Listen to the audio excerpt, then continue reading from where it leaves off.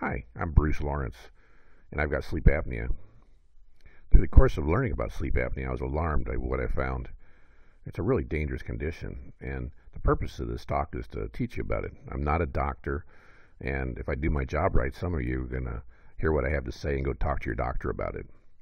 So first of all, let's talk about what the talk's going to be about. I'm going to define sleep apnea, tell you what it is. I'm going to discuss some of the dangers, the very real dangers of sleep apnea. Give you some clues to know whether you or not you might have it, and also then talk to a little bit the science of it, how it's diagnosed and treated. So let's get started. First of all, what is it? Well, generally, it's obstructive breathing during sleep. What does that mean? A couple of pictures will help. The patient on the left is a normal patient with normal airflow, and you'll see the tongue is in a good position, and the airflow is easy behind the tongue and the soft palate, and breathing normally. But somebody that has obstructive sleep apnea is on the right, and what happens there is when you go to sleep and relax, the tongue relaxes and it blocks the airway, sometimes fully, sometimes partially, but there's some blockage. And especially when it's fully blocked, what happens is you stop breathing and your brain slowly realizes it's not getting any oxygen, and it wakes you up to the extent that you make your tongue rigid again to open up the airway, and it goes on all night long. You're going to be breathing along, catching, starting over again all night long, and you never really get any good sleep for it. I'll talk a little bit more about that. Here's what it looks like. This is a graph of a patient's blood saturation over a course of sleeping at night. And you'll notice in the graph that about 95% blood saturation is normal. Most of us sitting right now have that. This patient, though, you can see all night long was running in the 70-80% range. Every cell in their body is starved of oxygen. All the trillion cells in your body are starved of oxygen, and that's going to have some dire consequences to your body. Let me talk a little bit about the dangers of sleep apnea. Here's a graph that's interesting. You notice that over on the right, we talk about overweight people are 7 times more likely to have heart attacks compared to healthy individuals. Smokers in the center, all know how dangerous smoking is, are 11 times more likely to have a heart attack. But look at people with sleep apnea, more than twice as likely as smokers are to have a heart attack just from having sleep apnea. Here's some of the conditions associated with sleep apnea. The serious medical conditions. 76% of people with congestive heart failure have sleep apnea. 70% of people that have ever had a stroke have some form of sleep apnea. And more than 80% of people with type 2 diabetes have sleep apnea. A fairly recent study found that. It's not just the physical consequences, there's also serious mental health consequences. You don't sleep deeply. If you've done any reading about sleep, there's 4 different levels of sleep. Sleep apneics only get into the first 2 levels. They never get into the deep sleep, into the REM sleep. It's so important for mental functioning. This leads to depression and anxiety, several forms of sexual dysfunction, cognitive impairment. You're just not as sharp, you're not as bright and happy as you are when the people that don't have sleep apnea. But perhaps the most startling results I found was from the U.S. mental health study. It was actually some patients in Spain that their average age was 55. Most of them were male, and they all had moderate to severe sleep apnea, and they were all prescribed a sleep apnea machine. And here's the results of the study. You notice at the bottom it's 84 months, that's 7 years, and the side is the survival rate of these patients.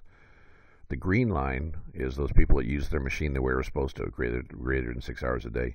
The yellow line is people that used it a moderate amount, somewhere between 1 and 6 hours a day.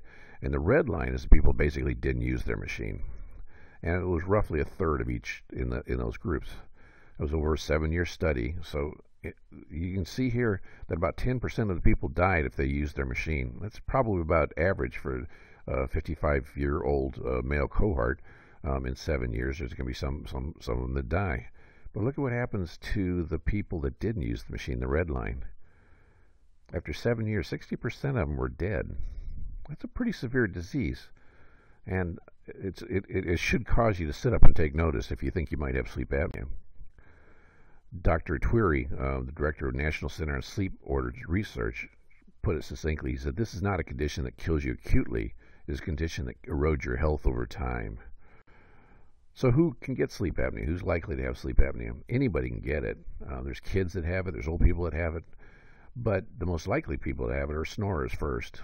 If you snore, you don't necessarily have sleep apnea. If you do have sleep apnea, you're almost sure to be a snorer, though. Males are more likely than females to get it, about twice as likely, in effect. But at menopause, women are just as likely as men to get it after women go into menopause. Older people are more likely to have it, but people start getting it at 30, 40. But at age 60, there's some estimates that somewhere between a third and a half the people, age 60 to 65 range, are going to have sleep apnea, some form of sleep apnea. And if you've got extra weight on you, you're much more likely to have sleep apnea than if you are trim and a normal weight. I guess you got to be asking yourself, well, are you a candidate? Might you have sleep apnea? There's ways to tell definitively, but a couple of clues here. If you have a partner, ask them how you're doing at night. First of all, are you snoring? But second of all, and more importantly, are you snoring and then stopping breathing? Do you find yourself snoring and then sometimes stop breathing for maybe 3 seconds, 4 seconds, up to something like 10 seconds, and then start breathing again, commonly with a catch, where you stop breathing and make a little catch like that? If your partner notices that, it's virtually certain you've got sleep apnea, and you definitely should talk to your doctor immediately. You've probably got sleep apnea, and you've seen how dangerous it is. Some other clues: if you've got high blood pressure, there's a pretty good chance you've got that you've got sleep apnea. It really contributes sleep apnea really contributes to high blood pressure. Daytime fatigue and naps, really common in sleep apnea, 'cause you're not getting a good night's sleep, so you're always tired. In fact, I'd find that if I had to drive on the freeway, so over half hour, 45 minutes, I virtually had to pull over on the off ramp and take a nap before going any further. I was just tired all the time. Or after lunch, I'd have a big meal and I'd be tired after lunch. People with sleep apnea aren't getting enough sleep, and they're going to be feeling tired a lot of the day. Some other symptoms, a little harder to tell, but the short-term memory problems. As you get older, you're going to have those anyway, but you're going to have exacerbated short-term memory problems with sleep apnea. Sleep apnea's people are more likely to have depression and anxiety. You're not getting good sleep. You're just not going to feel good all the time, and it shows up this way. Headaches are fairly common in sleep apnea. So if you got unexplained headaches, just in the middle of the day, or you wake up with a headache, oftentimes that might be because you're not getting enough oxygen, and you're getting a headache because of your sleep apnea. In fact, that was one of the ways mine was diagnosed by my doctor. So, how's it diagnosed? First of all, before I tell you how it's diagnosed, this is a startling fact. 4 out of 5 people with sleep apnea do not even know they have it. I mean, it's something as dangerous as sleep apnea. That's kind of a surprising stat. But the reason that is because it's an orphan condition. It's really not owned by any medical specialty. It's a little difficult to diagnose, and we'll talk a little bit about that. And patients aren't well informed. You don't see any sleep apnea ads on television. And one of the reasons I'm doing this is I'm trying to help spread the word, and I hope a lot of other people do as well. So how is it diagnosed? Well, the gold standard is a diagnosis at a sleep lab. You can see here a patient strapped in with all sorts of sensors. They measure your pulse and your respiration and your brain waves. When you're done at the sleep lab, you can spend all night at the sleep lab. They're going to know unequivocally whether you got sleep apnea or not. One of the problems with this is it's kind of expensive, $3,000, $4,000, $5,000 for a test. And if you got good insurance that pays for it, that's not a problem. But at the time I had it, I had a high deductible insurance. I had to pay that for cash, and I wasn't interested in paying $4,000 or $5,000 for a sleep study. There's also professional at-home systems. These are kind of cool. They're more like $400 or $500 or $300, $400. And what happens is the company's going to send you a kit. You strap yourself in, you sleep, and then in the morning you pack it away and you send it back to the company, and they do a diagnosis for you and your doctor and have a pretty good clue whether you got sleep apnea or not. I read one scientific paper, though, about this whole problem of getting it diagnosed, and the doctor there was kind of mad because he said not enough people are getting diagnosed, and he says it's as simple as just finding a recording pulse oximeter and finding out yourself, or having your doctor help you find out. In other words, the key measure of whether or not you've got sleep apnea is whether your oxygen is dropping at night. there's these inexpensive devices that you can strap to your finger, wear it all night, and plug into your PC and get a good reading in the morning as to whether or not your oxygen was going down or not. So if you're snoring, it's a good idea to get one of these things and show the results to your doctor. Here, for example, is the one I found. You might want to record this number down. It's a great little device I found on Amazon, and you clip it on your finger, you wear it all night, and plug it into your PC in the morning, and you get a graph that looks like this. It shows everything that happened. It shows your blood oxygen and your pulse rate all night long. And it was enough for my doctor, with the other clues he had, to prescribe a CPAP machine for me. So what are the treatments? There's several. Lifestyle changes might work. Your doctor would possibly tell you to go lose some weight. You'll probably have to eat a lot of weight to really shake the sleep apnea, but nevertheless, that's one of the things you can do. Some dentists and orthodontists will prescribe a mouth appliance for you. They're gaining in currency. There's more of them around, but they're relatively expensive. I think on the order of $1,000 or $2,000, and they work some of the time.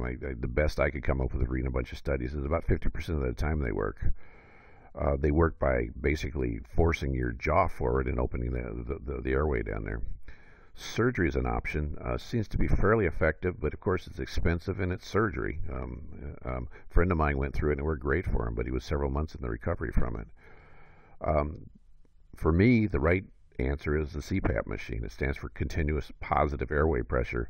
Just a little device that sits by your bed. It's about the quarter the size of a shoebox, the pumping unit, and then you wear this thing on your face, and you wear it all night long, and it provides a little positive airway pressure. The new modern ones, when you breathe out, the pressure goes away, so it's very easy to breathe in and even easy to breathe out.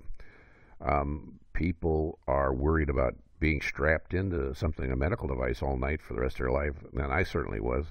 But I found it amazingly easily to tolerate. In fact, about a week after having it, I woke up one night and I couldn't even tell if it was on or not until I poked my face to see it was there. It really, if you have a positive attitude toward it, you can really tolerate it easily, and you come to enjoy it and rely on it. CPAP is the most effective of these treatments, and here's just a graph to show you how well it works. You can see here's a patient that was sleeping away with sleep apnea, and you can see the big dips in their oxygen saturation there. And then to turn the CPAP machine on, and the rest of the night, it looks like just the way it's supposed to look, 95% oxygen saturation for the rest of the night. Great device. It works extremely well. And by the way, there's one other big advantage. To your partner, your snoring stops completely. There's this quiet, sort of satisfying white noise in the background, and the snoring's gone. And your partner's going to love you for it. So, after this fairly short talk, should you take action? I've shown you that it's very dangerous, very common. I don't know the exact figures. I've seen all kinds of different figures from many percent to 50%. It's kind of hard to tell, but basically, as you grow older and as you gain weight, it becomes very common. Some people think 30-40% of adults over age 50 or so probably have some form of sleep apnea. And of course, I told you it's vastly underdiagnosed. There's a good chance that a lot of you listening to this talk right now have sleep apnea and don't even know you have it. So if you've heard some stuff here that piques your interest, I would definitely go talk to your doctor. If you think there's any possibility you've got sleep apnea, it's just too dangerous a disease to not a condition not to find out. Go talk to your doctor and see if you can maybe find out if you have it and add a lot of years to your life. Thanks for listening.